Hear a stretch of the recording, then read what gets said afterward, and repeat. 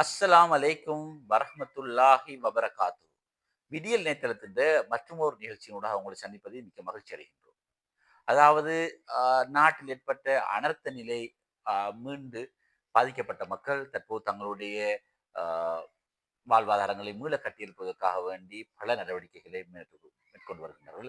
இதற்கு பல நிறுவனங்கள், அதாவது அரசாங்கம் உட்பட பல சிவில் அமைப்புகள், பல நிறுவனங்கள் பல உதவிகளை மேற்கொண்டு வருகிறது.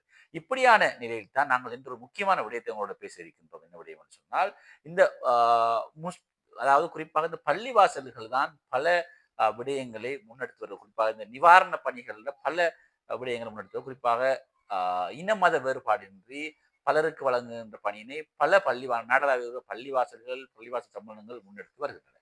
இப்படியான இந்த பள்ளிவாசல்களை ஆ கண்காணிக்கின்ற அல்லது ஒழுங்குபடுத்துகின்ற பணிகளை மேற்கொள்கின்ற முஸ்லிம் சமய பண்பாட்டல்கள் திணைக்களம், அதாவது Muslim religious and cultural affairs department என்று சொல்லப்படுகின்ற கொழும்பு 10 டிஆர் விஜயவர்தன மாவட்ட அல்லது டாலி வீதி டிபி ஜாயா மாவட்டத்தில் இருக்கின்ற இந்த திணைக்களத்துக்கு சொந்தமான காணியினை அபகரிப்பதால் காணியினை கையகப்படுத்துவதற்கான நடவடிக்கைகளை முஸ்லிம் புத்துசாசன சமய விவகார கலாச்சார அலுவலக அமைச்சு முன்னெடுத்திருப்பதாக தற்போது தகவல்கள் வெளியாகி இது தொடர்பான விடயங்கள் இன்று சமூக ஊடகங்களில் பரவலாக பேசப்பட்டுக் கொண்டிருக்கின்றன. இது தொடர்பாகத்தான் நாங்கள் இன்றைய நிகழ்ச்சியில் உங்களுடன் கலந்துரையாட வைக்கின்றோம். அதாவது இலங்கையில் இருக்கின்ற பள்ளி வாசல்கள் அதுபோன்று வக்பு சொத்துக்களை ஒழுங்குபடுத்துவதற்காக வேண்டி ஒரு வக்பு சட்டம் அல்லது முஸ்லிம் நம்பிக்கை பொறுப்பு சட்டம் என்கிற சட்டம் ஒன்று 1959ஆம் ஆண்டு பாராளுமன்றத்தில் நிறைவேற்றப்பட்டு பல கட்டங்களாக இதில் சில திருத்தங்கள் மேற்கொள்ளப்பட்டு இந்த சட்டம் 1980ஆம் ஆண்டு அல்லது 81ஆம் ஆண்டுக்கு வரையும் பல திருத்தங்கள் மேற்கொள்ள அதன் பிற்பாடு இன்று வரை எந்த ஒரு திருத்தமும் முன்னெடுக்கப்படவில்லை.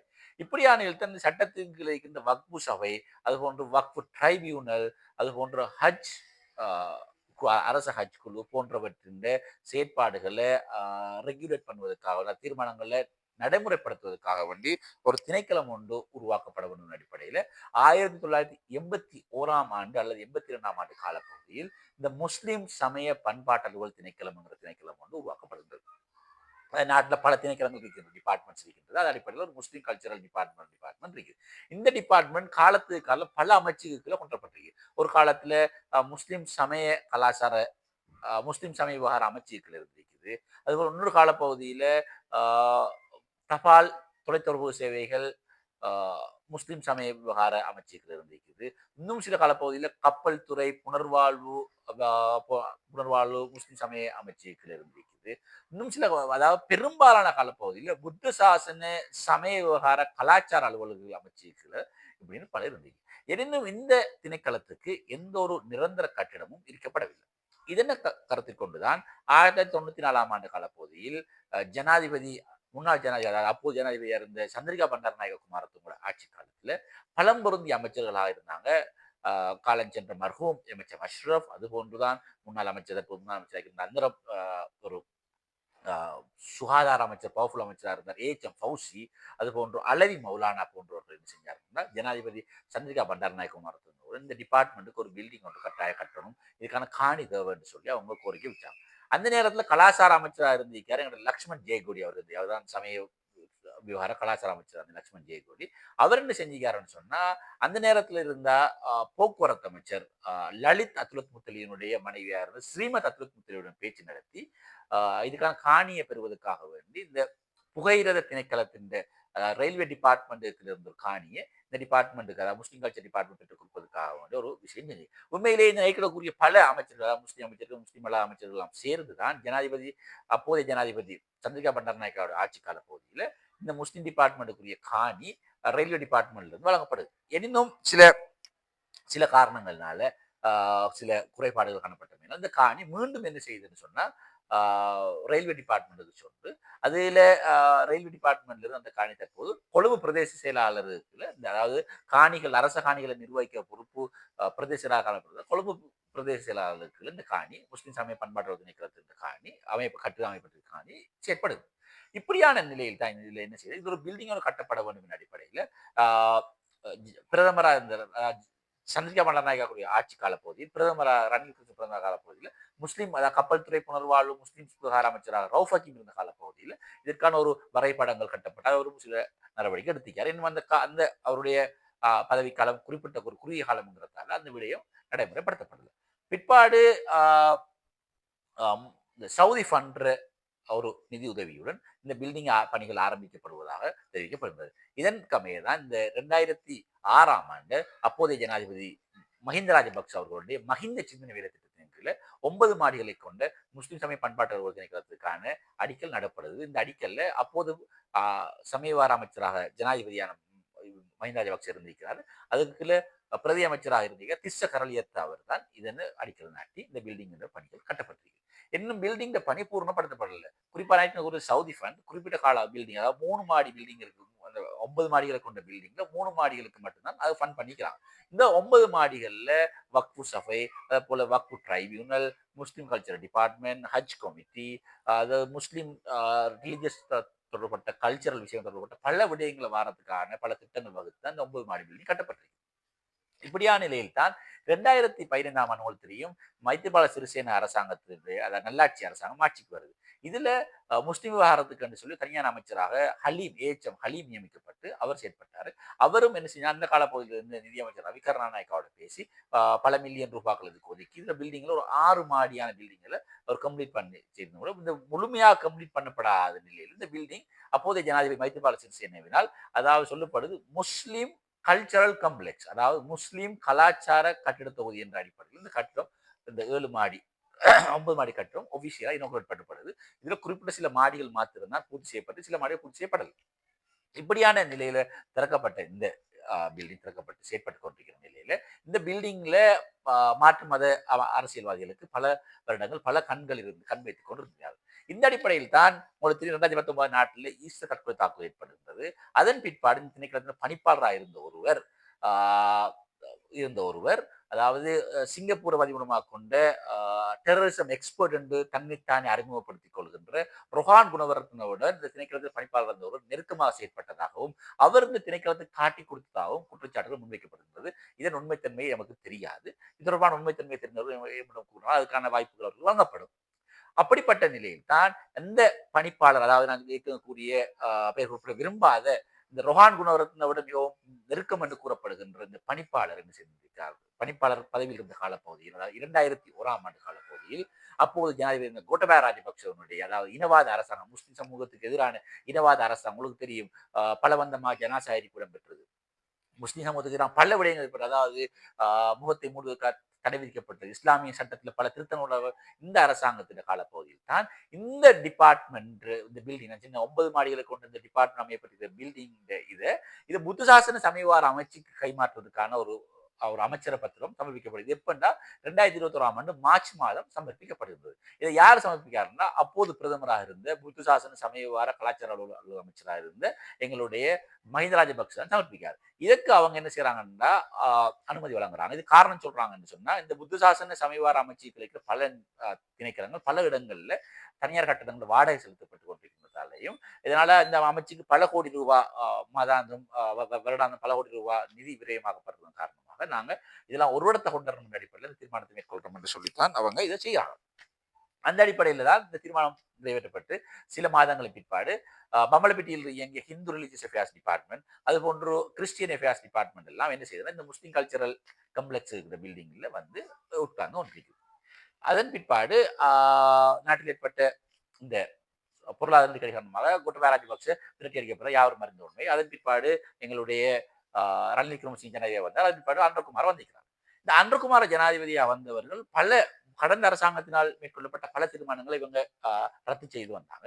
ஆனா கடந்த கோட்டபாய இனவாத அரசாங்கம் என்று கூறப்பட்ட கோட்டபாய ராஜபக்ச அரசாங்கத்தினால மேற்கொள்ளப்பட்ட இந்த டிபார்ட்மெண்ட் முஸ்லிம் கல்ச்சர் டிபார்ட்மெண்ட் காணியை கையகப்படுத்துற தீர்மானத்துக்கு தொடர்பான கேபினெட் அப்ரூவல எந்த இதுவும் செய்யாம இவங்க இதை முன்னெடுக்காங்க. அதாவது கோட்டபாய ராஜபக்ச இனவாதி என்று கூறப்பட்ட கோட்டபாய ராஜபக்சவினால அரசாங்கத்தில் மேற்கொள்ளப்பட்ட தீர்மானத்தை முஸ்லிம் மக்களோட ஆதரவோட வந்த அன்றகுமார் திசாநாயக்காவோட அரசாங்கத்துல இதை கண்டினியூ பண்றாங்க. இதான் மிகவும் கவலை அளிக்கிற விடிய இடத்துல. இதன் பிரகாரம் தான் இவங்க என்ன செய்றாங்கன்னு சொன்னா, இந்த புத்த சாசன சமய அதாவது ஹிந்தும சுனில் செனவி, கலாநிதி ஹிந்தும சுனில் செனவி அமைச்சராக இருக்கின்ற புத்த சாசன சமய விவகார கலாசார அலுவலக அமைச்சு, இதுல பிரதி அமைச்சராக எங்களுடைய சகோதரர் தோழர் முனீர் முலஃபர் இருக்கிறார்.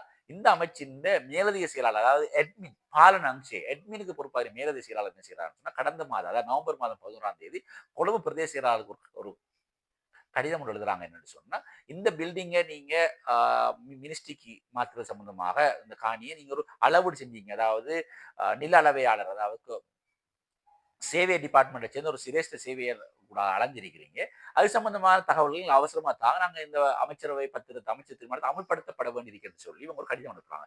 இதன் மூலம் தான் ஒரு விஷயம் தெரிய வருதுன்னு சொன்னா, கோட்டபாய ராஜபக்ச அரசாங்கத்தில மேற்கொள்ளப்பட்ட இந்த தீர்மானத்தை அ முஸ்லிம் மக்கள் அதாவது முஸ்லிம் மக்கள் அந்த சிறுபான்மை மக்களது வாக்குகளால் தெரிவு செய்யப்பட்ட அன்றகுமார அரசாங்கத்தின் காலத்தில அமல்படுத்துறதுக்கான நடவடிக்கை மேற்கொள்ளப்படாத விஷயம் முஸ்லிம் சமூகத்தில் ஒரு பாரிய ஒரு கவலையை இன்று ஏற்படுத்தியிருக்கின்றது. இது ஒரு முஸ்லிம் சமூகத்தின் ஒரு பேசுபொருளாகவும் இன்று மாறி இருக்கின்றது. உண்மையிலே கவலைக்குரிய விஷயம். ஏன்னா பல விடயங்கள் ஐக்கக்கூடிய பல திட்டங்கள், பல கடந்த அரசு ஆட்சியாளர்கள் பல திட்டங்கள்ல கேன்சல் பண்ணி ரத்து செய்த அன்றகுமார் திசாநாயக்க அரசாங்கம் ஏன் இந்த முஸ்லிம் கல்ச்சர் டிபார்ட்மெண்ட் காணியை கையகப்படுத்துகிற நடவடிக்கையை ஏன் மேற்கொள்றாங்கிறத மிக கவலையா இருக்கின்றது.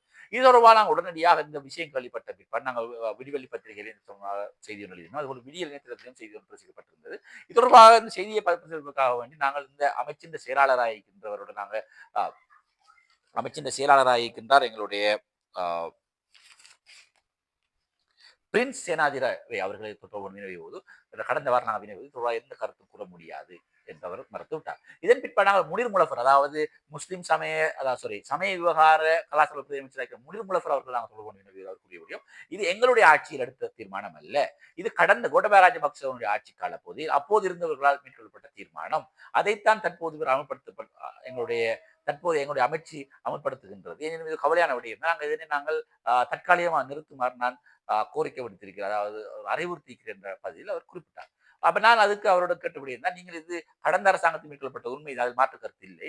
அவர்கள் எடுத்த அமைச்சரவை தீர்மானத்தை ஏன் நீங்கள் உங்களுடைய அரசாங்கத்தில் இந்த அமைச்சரவை தீர்மானத்தை ரத்து செய்ய முடியாது என்று நான் கூறுவது. இது தொடர்பாக நான் எங்களுடைய அமைச்சர் ஹிந்து மற்றும் செனவியுடன் நான் பேச வேண்டியிருக்கின்றது. நான் பேசுவேன். விரைவில் இருக்கான சாதகமான பதில் வழங்குவேன் என்று அவர் உண்மையிலேயே குறிப்பிட்டிருந்தார். உண்மையிலேயே இந்த விடயத்தில் அதாவது இந்த தேசிய ஒருமைப்பாட்டு பிரதி அமைச்சராக இருந்த தேசிய ஒருமைப்பாட்டு பிரதி அமைச்சராக இருந்த எங்களுடைய முனீர் முலஃபர் அவர்களை முஸ்லிம் சமய விவகார பிரதி அமைச்சராக நியமிக்கப்பட்டு குறிப்பாக முஸ்லிம் விடயத்துக்கு பொறுப்பாக அவர் நியமிக்கப்பட்டிருக்கின்றார். இதனை எங்களுடைய அமைச்சரான ஹிந்து சுனில் செனவி குறிப்பிட்டார். அவர் இந்த விடயத்தில் அதிக அக்கறை செலுத்த வேண்டியிருக்கின்றது என்பதை நான் எடுத்துக் கூறிக்கொள்கிறேன். ஏனென்று சொன்னால் இன்று இந்த அதாவது முஸ்லிம் சமய பண்பாடு கட்டிடம் மிகவும் அத்தியாவசியமான தேவையா இருக்கின்றது. அதாவது மிகவும் கஷ்டப்பட்டு எமது முன்னே ஆட்சியாளர்கள் அதாவது கஷ்டப்பட்டு முஸ்லிம் தலைவர்களால் பெற்றுக் கொடுக்கப்பட்ட இந்த காணியினை பாதுகாக்க வேண்டியது பொறுப்பாக இருக்கின்றது. இந்த இதில் ஏற்கனவே நான் கூறிய 9 மாடி கட்டிடத்தில் ஏற்கனவே 2 மாடிகளை ஹிந்து டிபார்ட்மெண்ட்டுக்கும் கிறிஸ்டியன் டிபார்ட்மெண்ட்டுக்கும் அலோகேட் பண்ணப்பட்ட நிலையில் தான் இந்த பிரதி அமைச்சராக வந்திருக்கிற முனீர் முலஃபர் அவர்களுக்கான அலுவலகமும் இந்த இதில் செயற்படுகிறது. இதன் காரணமாக ஏற்கனவே இடப்பற்றாக்குறை செயற்பட்ட முஸ்லிம் கல்ச்சர் டிபார்ட்மெண்ட்டுக்குரிய பிரச்சனை இன்னும் நீடித்து ஏன் காரணம் என்றால் முஸ்லிம் கல்ச்சர் டிபார்ட்மெண்ட் செயற்பட்ட முதலாவது மாடி அதாவது ரிலீஜியஸ் அஃபேர்ஸ் டிபார்ட்மெண்ட் ஹஜ் அஃபேர்ஸ் டிபார்ட்மெண்ட் செய்யப்பட்ட முதலாவது மாடி இன்று அமைச்சருடைய அலுவலகமாக மாற்றப்பட்டிருந்தது. உண்மையிலேயே இந்த பிரதி அமைச்சராக அதாவது பிரதி அமைச்சராக இந்த புத்த சாசன சமய விவகார அமைச்சின் கீழ் அமைச்சுக்கென்று 2 அலுவலகம் காணப்படும். ஒன்று கொழும்புகளில் இருக்கின்ற தகம்பாய என்று கூறுவார்கள். அதாவது பௌத்த திணைக்களத்துக்காக கட்டப்பட்ட 7-8 மாடி கட்டிடம். இதிலும் இந்த புத்தாசன சமய விவகார அமைச்சர் கட்டிடம் அமைச்சு இயங்கிக் கொண்டிருக்கின்றது. அதிலும் சில தனி பிரைவேட் ஸ்டாஃப்ஸ் இருக்கிறார்கள். அதை போன்றுதான் செட்சிரிப்பாயில் இருக்கின்ற கலாச்சார அலுவலக அமைச்சிலும் கூட இந்த அமைச்சர் அலுவலகம் செயற்படுகின்றது. பெரும்பாலும் முன்னாள் அமைச்சர் வித்ர விக்ரமநாயக்காவும் தற்போதைய அமைச்சர் ஹிந்து சுனில் செனவியும் இங்குதான் அவர்களுடைய அமைச்சினை அழைத்து சந்திப்புகளை மேற்கொள்வார்கள். பிரதி அமைச்சர் அவர்களுடைய அலுவலகமும் இங்குதான் செயற்படுகிறது. அப்படி இன்னொரு புதிய பிரதி அமைச்சர் நியமிக்கப்பட்டு அவருக்கு இந்த அதே இடத்தில் அந்த தகம்பாயாவில் அல்லது செட்சிரிப்பாயால் இடம் வழங்கப்படாமல் இந்த முஸ்லிம் சமய பண்பாட்டு திணைக்களத்தின் கட்டிடத்தில் இடம் வழங்கப்பட்டு இப்படி காணிகளை அதாவது ஏற்கனவே பற்றாக்குறையில் செயற்படுற முஸ்லிம் கல்ச்சர் டிபார்ட்மெண்ட் இடங்களை 6ஆம் மாடிக்கு மாற்றிவிட்டு இதனை கைப்பற்றியிருப்பதும் ஒரு சந்தேகத்தை தோன்றுகிறது. ஏன் காரணம் என்றால் இன்று பிரதி அமைச்சராக இருக்கின்ற முஸ்லிம் முனீர் முலஃபர் அவர்கள் நாளை பிரதி அமைச்சராக இல்லாமல் போகலாம். வேறொருவர் எக்ஸோ அல்லது செட்டோ வரலாம். அந்த நேரத்தில் இந்த கட்டிடம் என்ன நடக்கும்? அதாவது இந்த பிரதி அமைச்சர் அலுவலகம் செயற்பட்ட இடத்தில் முன்னர் ஹஜ் குழுவினுடைய ஒரு ஆபீஸும் செயற்பட்டது. தற்போது அந்த ஆபீஸ் செயற்படுவதற்கான இடம் இல்லாமல் அவர்கள் தவித்துக் கொண்டிருக்கிறார்கள். இப்படியா நிலையில் தான் இதனை இவர் கைப்பற்றிய முனீர் முலஃபர் பிரதமர் நாளை அவர் பிரதமராக இல்லாமல் வேறு அமைச்சர் சென்று விட்டால் புதிய ஒரு XYZ வந்தால் இந்த இடம் என்னவாகும் என்பதும் ஒரு கேள்விக்குறியாகின்றது. ஏன் காரணம் என்றால் இந்த பிரதமர் முனீர் முலஃபர் அவர்களுக்கு முஸ்லிம் சமய பண்பாடு நிகழ்வு பணிப்பாளர் அலுவலகம் தான் வழங்கப்பட வேண்டும் என்ற அடிப்படையில் தான் விடயத்துக்கு பொறுப்பான அமைச்சர் குறிப்பிட்டு உத்தரவிட்டிருக்கின்றார். இன்னும் திணைக்களத்தின் உயர் மேற்கொள்ளப்பட்ட பலவந்த அதாவது கடுமையான அழுத்தம் காரணமாக தான் அது கைவிடப்பட்டு ஆஹ் இரண்டாம் ஆடி கைவிடப்பட்டு முதலாம் ஆடி இன்று வழங்கப்பட்டிருக்கிறது. உண்மையிலே கவலை அளிக்கின்றது. அதாவது அந்த முஸ்லிம் சமய சம்பந்தமான விடயங்களை ஒழுங்குபடுத்துவதற்காக வேண்டி வழங்கப்பட்ட நியமிக்கப்பட்ட பிரதியமைச்சரின் ஊடாக முஸ்லிம் சமயத்தவர்களால் பாதுகாக்கப்பட வேண்டிய சொத்துக்கள், முஸ்லிம் சமயத்துக்கு தேவையான விடயங்களை இல்லாமலாக்குவதற்காக ஒரு நிலை நாட்டில் ஏற்பட்டு விடுமா என்ற அச்சம் இன்று முஸ்லிம் சமூகத்தில் ஏற்பட்டுக் கொண்டிருக்கிறது. ஸோ இதன் காரணமாக இந்த விடயத்தை அதாவது இந்த காணியை அதாவது முஸ்லிம் சமய பண்பாடு நிகழ்த்துவதற்கான காணியை கையகப்படுத்துகின்ற பணி நடவடிக்கையினை இந்த அரசாங்கம் உடனடியாக நிறுத்த வேண்டும் என்று நாங்கள் நிகழ்ச்சியூடாக கேட்டுக்கொள்கிறோம். நாங்கள் மாத்திரமல்ல, இன்று பலர் சமூக ஊடகங்களில் பலர் பேசும் பொருளாக இன்று மாறிக்கொண்டிருக்கின்றார்கள். ஆனால் இந்த தேசிய மக்கள் சக்தி அரசாங்கம் முட்டுக் கொடுப்பவர்கள் இதுக்கு என்ன பதில் கொடுப்பது என்பது எங்களுக்கு தெரியாமல் இருக்கின்றது. அவர்கள் எதுவும் கூற விட்டு நாங்கள் உண்மையை குறிப்பிட்டிருக்கின்றோம். இந்த விடயத்தில் நாங்கள் கூறிய விடயத்தை எங்களுடைய முனிர்முலஃபர் ஏற்றுக்கொண்டிருக்கிறார். இதனை உடனடியாக நிறுத்துவதற்கு தேவையான நடவடிக்கையை அவர் மேற்கொள்ள வேண்டும் என்று நாங்கள் மிகவும் பணிவாயும் மிகவும் வினயமாய் வேண்டிக் கொள்கிறோம். ஏனென்று சொன்னால் நாங்கள் பல தொடர்ச்சியாக நிகழ்ச்சியாக குறிப்பிட்டோம். முஸ்லிம் ஒருவர் அமைச்சரவையில் இருக்க வேண்டும் என்று குறிப்பிட்டதற்கான ஒரு காரணம் தான் இது. அதாவது இந்த இப்படியான விடயங்கள், அதாவது இந்த இப்படியான காணிகளை அபகரிக்க முயற்சிக்கும் நிலையில் அமைச்சரவையில் பேச முடியும். அமைச்சரவையில் விசேட பத்திரங்களை கொண்டு வர முடியும். அதாவது கோட்டபாய ராஜபக்ச இனவாத அரசாங்கத்தினால் மேற்கொள்ளப்பட்ட தீர்மானத்திலே, அதாவது சிறுபான்மை மக்களுடைய வாக்குகள் செய்யப்பட்ட ஆண்டகுமாரவினுடைய அரசாங்கத்தினால் அந்த கேபினட் பேப்பரை இல்லாமலாக்க முடியும், கேபினட் தீர்மானத்தை இல்லாமலாக்க முடியும். அதனை செய்வதற்கு ஒரு முஸ்லிம் அமைச்சர் தேவை என்ற அடிப்படை முஸ்லிம் ஒருவர் தேவை, அவர் ஒரு முஸ்லிம் அமைச்சர் இருக்க வேண்டும் என்ற நாங்கள் கோரிக்கை விடுத்தோம். இது சிலருக்கு விளங்கவில்லை. அப்போது தேவையில்லை என்று எங்களுக்கு எதிராக எல்லாம் கூக்குரலிட்டார்கள். இன்று அவர்கள் உணர்ந்திருப்பார்கள் நம்புகின்றோம். உண்மையிலேயே பிரதி அமைச்சர் முனீர் முலஃபர் அவர்கள் மாத்திரமல்ல, ஆளுங்கட்சியில் இருக்கின்ற ஏனைய பாராளுமன்ற உறுப்பினர்கள் மாத்திரமல்ல, எதிர்கட்சியில் இருக்கின்ற முஸ்லிம் பாராளுமன்ற உறுப்பினர்களிடமும் நாங்கள் சொல்கின்றோம், இந்த டிபார்ட்மெண்டுடைய கட்டிட காணியினை பறிக்கும் விடயத்தை நீங்கள் அனைவரும் ஒற்றுமைப்பட்டு நீங்கள் நிறுத்த வேண்டும். இதற்காக வேண்டி ஆளும் எதிர்கட்சி என்று வேறுபாடு இல்லாமல் குரல் கொடுக்க வேண்டும் என்று இந்த நிகழ்ச்சியினூடாக நாங்கள் உங்களிடம் வினயமாக வேண்டுகோள் விடுக்கின்றோம். இன்ஷா அல்லாஹ் மற்றொரு நிகழ்ச்சி சந்திக்கும் வரை உங்களுடன் விடைபெற்றுக் கொள்கின்றேன். அஸ்ஸலாமு அலைக்கும் வரஹ்மத்துல்லாஹி வபரகாத்துஹு.